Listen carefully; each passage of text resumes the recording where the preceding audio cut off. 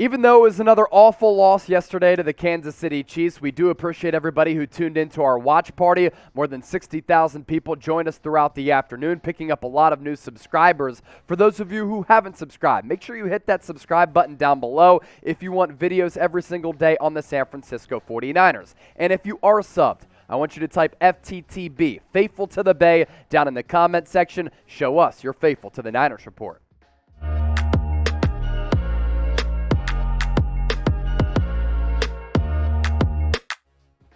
We have a loaded show coming your way on the San Francisco 49ers Report by Chat Sports. Chase Sr. here with you. It's Loser Monday yet again, but we're going to try to bring up your spirits and have a really good discussion on the program today, and it's all presented by LinkedIn Talent Solutions. You can post your job for free if you head to linkedin.com/NFL Daily. We'll put that link in the comment section and the description of this video, and we'll tell you more about that coming up here in just a few moments. And maybe the San Francisco 49ers will have to use LinkedIn Talent Solutions to maybe hire a new coach if the 49ers don't make the playoffs. We'll talk about Kyle Shanahan later. We do begin with the latest 49ers injury news, and it's not good. It's okay. Kyle Juszczyk underwent finger surgery today. He had said after that loss to KC that he thought that he broke his finger. He did. He is expected to miss this game on Sunday against the Los Angeles Rams. So the Niners will be without one of their best players, all-around players, their lead blocker at that fullback spot.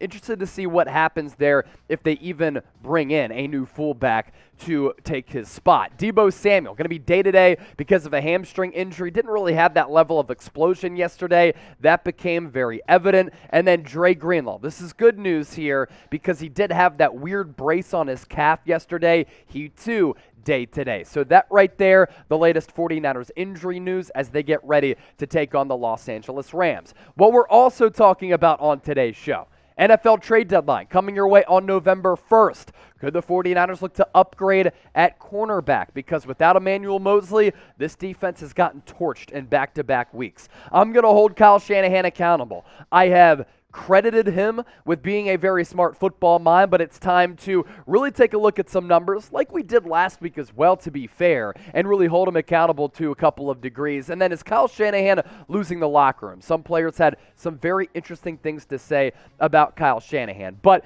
if you're annoyed by another bad loss, and the Niners have had a couple of them this year. I mean, the Chicago Bears in Week 1, a bad loss to the Denver Broncos, then you lose to the Falcons and the Chiefs in consecutive weeks in really ugly fashion. I just want you to type F in the comment section because I woke up this morning, I wasn't feeling too hot, and I said F. And I'm sure a lot of you are feeling that as well. As to the latest trade buzz in the National Football League, could the Niners look to bring in a new cornerback to help spell the loss of Emmanuel Mosley, who went down with that torn ACL in that victory against the Carolina Panthers? And since then, this defense has not been the same at that cornerback spot. 49ers have desperately missed E-Man. And right now, for the Cleveland Browns, according to reports, and this one coming from Brad Stainbrook, Greedy Williams, who does have pedigree as a former second-round pick who went to LSU, is on the trade block, and Cleveland is listening to trade offers. Now, this is a pretty good player, and a lot of Niner fans are not going to like to see this because since 2017, while Kyle Shanahan took over as head coach, they've been top 10 in injury rate. Well, what do you know? Greedy Williams, often injured. Missed the first 5 games this year after he was placed on IR. 2 games played so far this year in 2022, but going back to 2019, he was a stud at LSU, good enough for him to get drafted in the second round.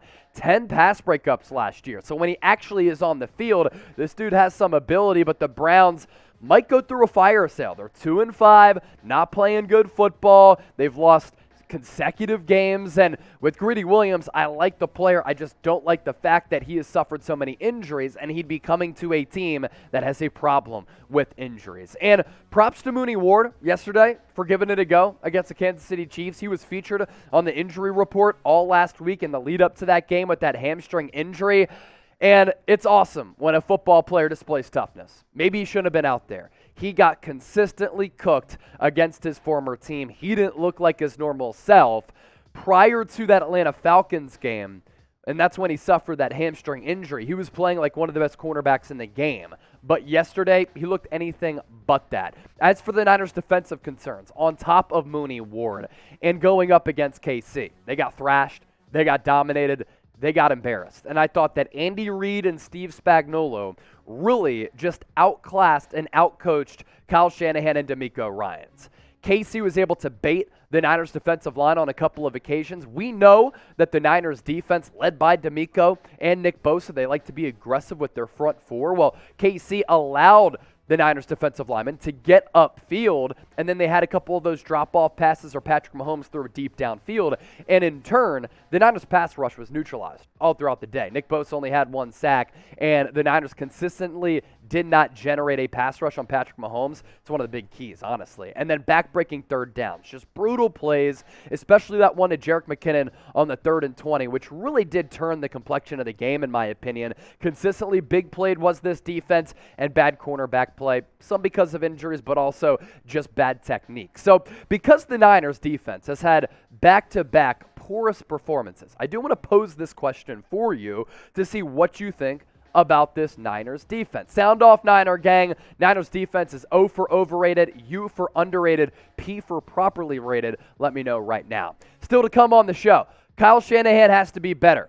And I'm going to kind of go off on Kyle Shanahan as a guy who has supported him and a guy who's defended him. Also, a little bit of a Jim Harbaugh discussion. He did come back and said, I absolutely love my time in San Francisco. First, though, as I mentioned off the top of the show, the 49ers Report is presented by LinkedIn Talent Solutions, and I like to tell this story for the people. When I was hired here March 1 of 2021, I was the 8th employee hired. Now we have 20 people here working at Chat Sports. We just built 5 new studios because we continue to grow, and we've been able to grow thanks to LinkedIn Talent Solutions. You can post your job for free at linkedin.com/NFL Daily. These days, every new potential hire can feel like a high-stakes wager for your small business. You want to be 100% certain that you have access to the best qualified candidates available. That's why you have to check out LinkedIn Jobs. It helps you find the right people for your team faster and for free. Then you can add your job in the purple hiring frame to your LinkedIn profile to spread the word that you are indeed hiring.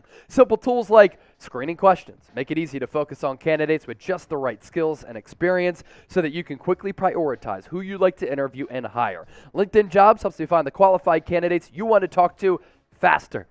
Post your job for free at linkedin.com/NFL Daily. That's linkedin.com/NFL Daily to post your job for free.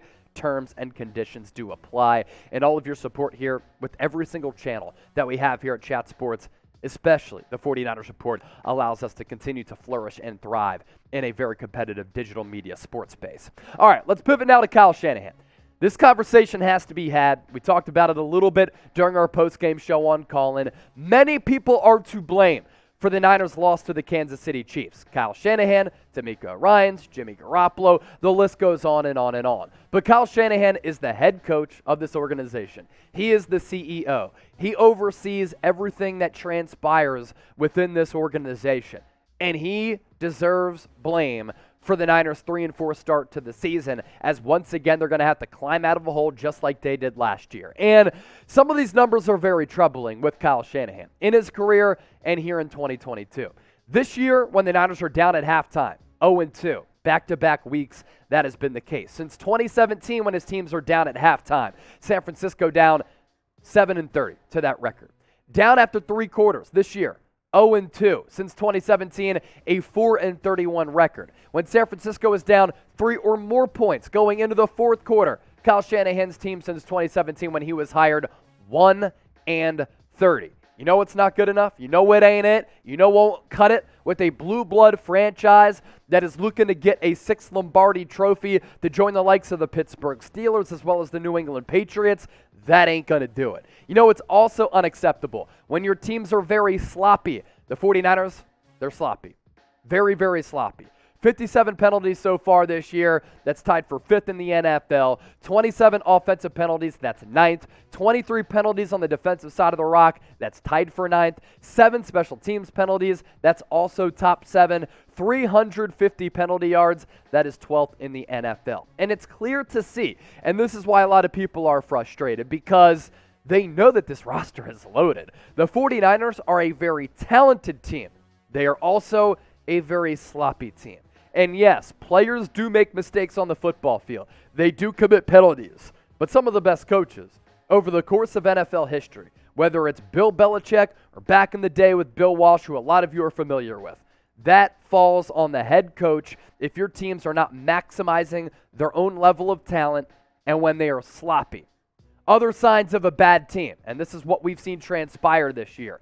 When you struggle with your specialty, offense is supposed to be the specialty for Kyle Shanahan, yet they have consistently underwhelmed this year.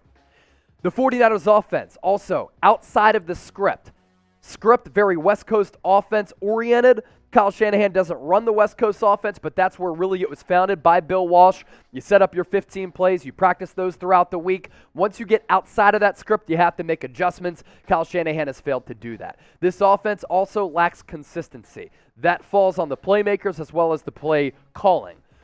When you lose games that you should win, that's also a sign of a bad team. That's what's happened with the Niners this year. You have to beat the Atlanta Falcons. You should beat the Denver Broncos. You can't go down to the Chicago Bears, one of the worst rosters in the NFL. Another sign, not maximizing talent. Niners aren't doing that right now. They have not made the necessary second half adjustments. And then we talk about the penalties, and the turnovers continue to be a problem. Yesterday, Jimmy Garoppolo, strip sack, interception, safety. Those types of things cannot happen. And what's interesting is this. Is Kyle Shanahan starting to lose the locker room a little bit? I'm sure a lot of players are in that locker room looking at all of the talent. Trent Williams, Nick Bosa, George Kittle, Deebo Samuel, Brandon Ayuk, now Christian McCaffrey, Fred Warner. We're talking all pros and pro bowlers here, and a lot of people making a lot of money. So is Kyle Shanahan. So for Brandon Ayuk to say this on the Niners sucking, he didn't say that. Those are my words, but he did say this.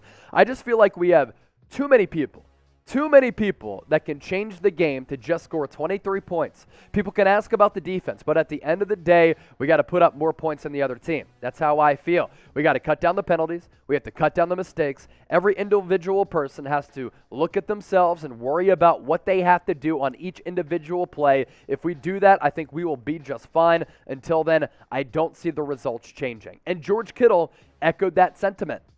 He was asked about this in his post-game press conference, and he agreed that we are far too talented to just muster minimal amounts of points week in and week out. And every single week this year, outside of that game against the Carolina Panthers, this has been an offense that has been bad. And that's why a lot of people, with Jim Harbaugh returning to the Bay Area this past weekend, as San Francisco honored that 2012 team that made it to the Super Bowl and won the NFC, they want Jim Harbaugh back. Now, what's funny about this conversation is everybody hates Kyle Shanahan, and their reasoning, he never wins the big game. Well, if you think about it, Jim Harbaugh didn't win the big game either. I don't see a Lombardi trophy brought back to the Niners organization thanks to him. I don't see Jim Harbaugh with a Super Bowl ring. Now, was the team buttoned up? Did they play a style of football that you liked? Were they well coached? Was the talent maximized? Was it a little bit more entertaining and consistent in terms of the production? Probably. But both of these guys have struggled in certain areas, and it's a good conversation to have. So what do you think? Pick a coach. If you could have one in 2023, who you going with? JH for Jim Harbaugh, the tenacity that those teams had. Also just tapped in to the aura of this fan base and the fabric of it, or KS for Kyle Shanahan. As always, appreciate all of you for tuning into the show. We're always going to be honest and keep it real. That's why you got to subscribe to the channel, and if you are subscribed, we do appreciate the support.